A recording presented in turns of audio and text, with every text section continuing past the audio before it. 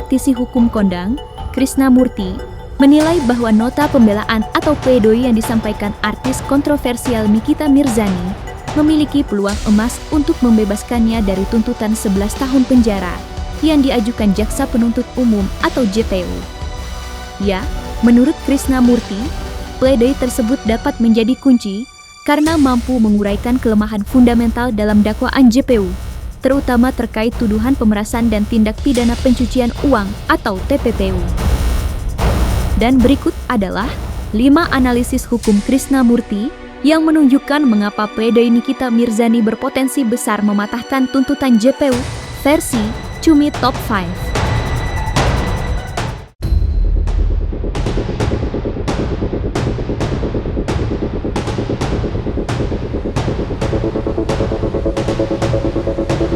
Krisnamurti memberikan pandangan optimis terkait nota pembelaan atau pledoi yang diajukan oleh Nikita Mirzani dalam menghadapi tuntutan 11 tahun penjara dari JPU atas kasus dugaan pemerasan dan TPPU.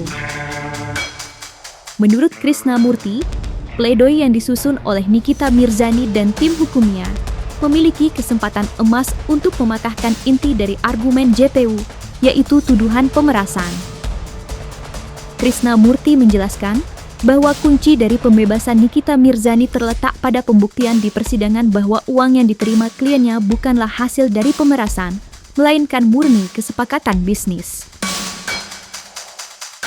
Ia menambahkan, jika hakim sependapat bahwa uang tersebut adalah bagian dari negosiasi bisnis atau permintaan tolong, maka elemen pidana pemerasan yang menjadi dasar tuntutan JPU akan runtuh.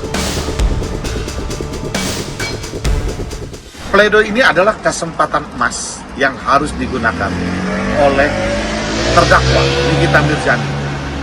Dan pengacara Nikita Mirzani harus berjuang keras untuk berargumentasi, mematahkan argumentasi pembuktian jaksa dalam tuntutannya jaksa. Sehingga ini adalah kesempatan emas yang harus digunakan. Misalkan dia mempunyai bukti-bukti kan yang di luar bukti-bukti itu yang tidak sesuai kan dapat dibuktikan kan oleh pengacaranya dan Nikita Mirzani dia kan bahwa mematahkan argumentasinya bahwa pemerasan itu tidak ada, kemudian tindak pidana pencucian uangnya itu tidak ada, lalu menyebarkan pencemaran nama baik dengan undang-undang IT itu tidak ada. Jadi kesempatan emas ini harus benar-benar dibuktikan. Dengan pledoi ini nanti hakim akan melihat pledoinya isinya seperti apa, argumentasinya seperti apa. Bisa saja tuntutannya akan menjadi rendah. Bahkan kalau penilaian majelis nantinya berpendapat lain, bisa saja sebuah putusan bebas untuk Nikita Mirzani.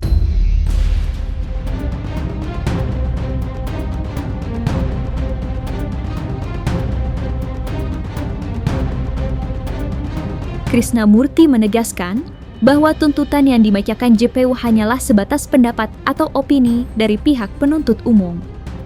Tuntutan tersebut tidak memiliki kekuatan hukum yang final atau mengikat. Ia menjelaskan, dalam sistem peradilan pidana, pihak yang memegang otoritas penuh untuk menetapkan bersalah atau tidaknya terdakwa, serta menjatuhkan vonis hukuman, adalah majelis hakim. Oleh karena itu, Krisnamurti menyimpulkan bahwa fokus utama dalam persidangan seharusnya adalah pada pembuktian fakta-fakta di hadapan majelis hakim dan kualitas nota pembelaan atau pledoi dari terdakwa, bukan sekadar besaran tuntutan yang dilayangkan JPU. Karena putusan hakimlah yang menjadi penentu nasib hukum seorang terdakwa. Tuntutan jaksa itu kan adalah pendapat, ya kan? Boleh saja dia berpendapat menuntut Nikita Mirzani berapa tahun, 11 tahun, lalu Mail 7 tahun. Biasanya dari saya ya sebagai praktisi hukum, dari sidang-sidang yang ada, antara tuntutan jaksa dengan vonis hakim itu biasanya berbeda, biasanya sih lebih rendah. Kalaupun misalkan tuntutan jaksa dengan vonis hakim sama, itu juga jarang. Tapi bisa saja vonis hakim itu melebihi daripada tuntutan jaksa. Itu lebih jarang terjadi karena beberapa aspek di dalam fakta-fakta persidangan, kemudian hakim bisa melihat juga terus bagaimana nanti ke depannya yang akan dijalani kehidupannya oleh Nikita Mirzani, kan itu menjadi pertimbangan hakim itu sendiri, ya kan, menjadi pertimbangan hakim sendiri. Yang namanya produk hukum itu adalah vonis. Nah, kalau vonis hukum, ya kan, vonis hakim itu adalah putusan hukum, berarti berkekuatan tetap.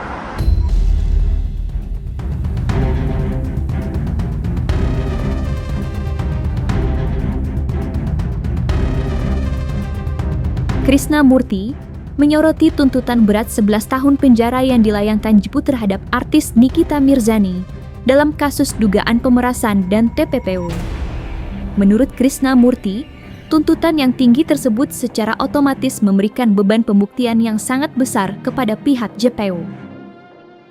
Krisnamurti menegaskan bahwa tuntutan jaksa tidak boleh hanya menjadi angka tanpa didukung oleh pembuktian fakta yang kuat di persidangan.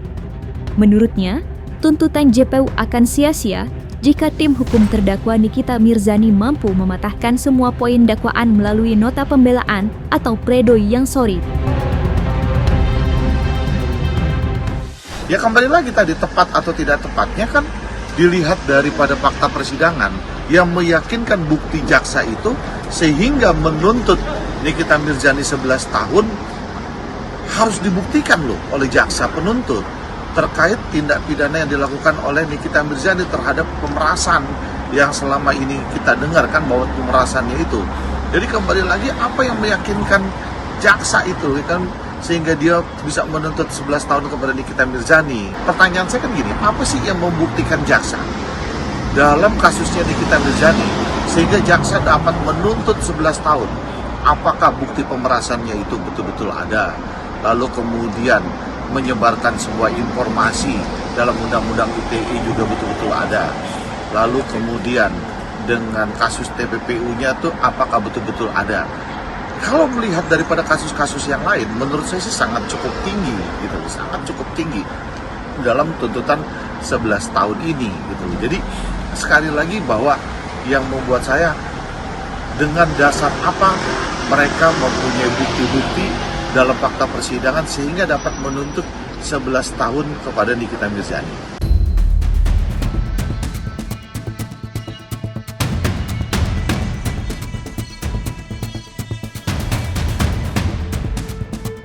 Praktisi hukum, Krisnamurti, menanggapi sorotan publik terkait adanya perbedaan signifikan dalam tuntutan hukuman antara Nikita Mirzani dan asistennya, Ismail Marzuki, dalam kasus dugaan pemerasan dan TPPU yang sama.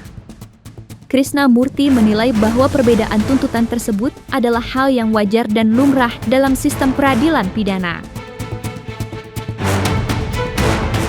Dalam sebuah tindak pidana, kasusnya sama, tapi tentunya perbuatannya yang berbeda.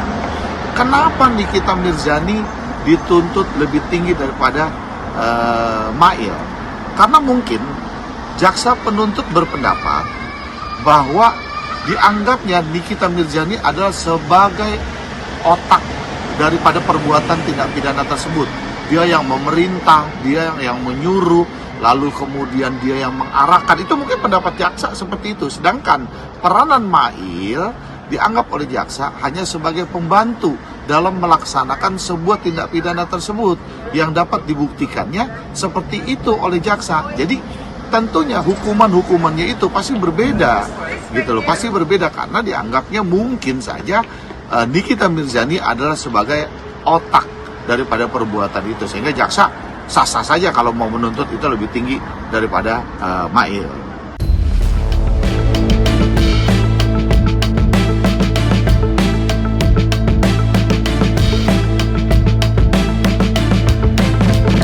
Praktisi hukum, Krisnamurti, menanggapi keras tuduhan yang kerap dilontarkan Nikita Mirzani mengenai dugaan adanya permainan atau penyuapan yang melibatkan JPU dalam kasus pemerasan dan TPPU yang menjeratnya.